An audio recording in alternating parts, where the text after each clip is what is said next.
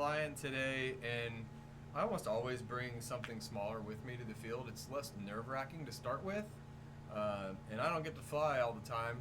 So when I do get out, it's kind of like that warm-up routine I think a lot of people go through. So I pretty much always come out with a 700 because I love flying a 700. I've been flying a long time, and they're super stable. But this new Goosky S1 has me really interested, and I wanted to talk about that because not only does it fly really good and you can 3D with it, but it's a really great training tool and a good intro for the beginner. And so I want to kind of show you guys the most affordable way to really get started in the hobby. And this little Goosky is a great example of that. So you can get these from a lot of different retailers. I believe are they $199 without a radio. And then if you want the Goosky radio, which I can show you, I don't necessarily recommend it. It doesn't have a natural feel to me, and it doesn't get you into a radio that you can use on your next model.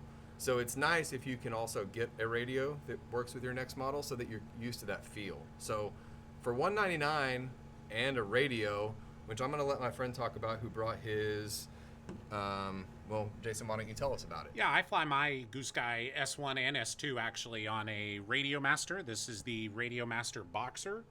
It's a great transmitter. It will work with anything. You can fly bigger helicopters. You can fly airplanes, planks, pretty much anything you want.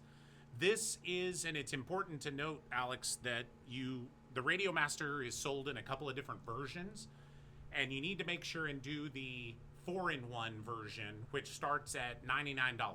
So you can get into a full computerized radio with switch assignments, and it'll program to absolutely anything.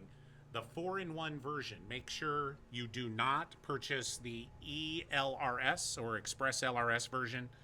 It would work, but then you would need an extra module. So to make it work out of the box, $99, you can get them at Get FPV, at Pyrodrone, and there's other places, even Amazon, I think you can pick this up, starting at $99.99. And then you'll need a couple of 18650 cells, which are just inexpensive rechargeable batteries to get going. Program it to the radio, and you are all set. What I'm going to show you is how learnable that this model is, and I'm going to show you the self-leveling mode that it has also. So it has a trainer feature, which is not GPS based, it's level based. The downside to flying it in auto leveling mode is that it tends to drift on you and won't just sit in space if there's any wind. Today is optimal. There is zero wind out here. So I'm gonna take off in my regular mode. I'll switch to that auto level, and then I'm not gonna 3D this thing. We wanna see it as the trainer that I want you to know that it is. So not only a great trainer, but it is fully capable of 3D. I have another video of Ben flying it and doing a time machine. If you don't know what a time machine is, it's a 12-point tick-tock front and back. But so you just let it spool up, and if you're super nervous, you can kind of take off and bounce it down, but it will drift like a normal helicopter. You do have to control it. But when you're learning, you end up just doing this stuff where it's hovering, and then you turn it around and stop. And this helicopter allows you to do that, like what I began learning on. I learned on something similar to this that isn't available anymore, called an MCPX, that was a not as good version of this. So this is in the regular flight mode, where you can turn it upside down and hover and stuff, okay? So I want to turn self-leveling on. So Jason, this is your radio. It's this SD switch. Yep, second switch all the way up. Oh. So that turns the head speed down. And this is, my hands are off the sticks here. Let me get behind you. Yeah, sorry. I think it's harder to fly in this mode, but it does give you the ability to kind of go, oh, please don't crash, because this is full back and it will not dump itself over. And then this is full forward the whole time. And it kind of stops you from crashing.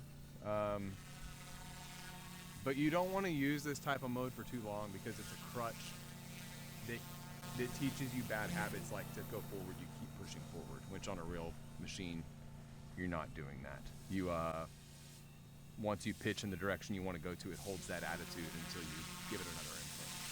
So I'm going to take it back out of that mode, which my head speed's going to go up. But getting into remote control helicopters, and you want to do it affordably, because not only do you maybe not know if this is something you're going to stick with, but you also need to know you're going to crash, and you need to be able to fix it and do it affordably. So this is a great way to do it. And yeah, I think that's all I have to say about that. So I'm gonna do another video of it kind of 3D flying, and I'll show my Bluetooth settings, or my settings of the gyro and stuff like that in that video too. So we'll do that next. Thank you, Jason.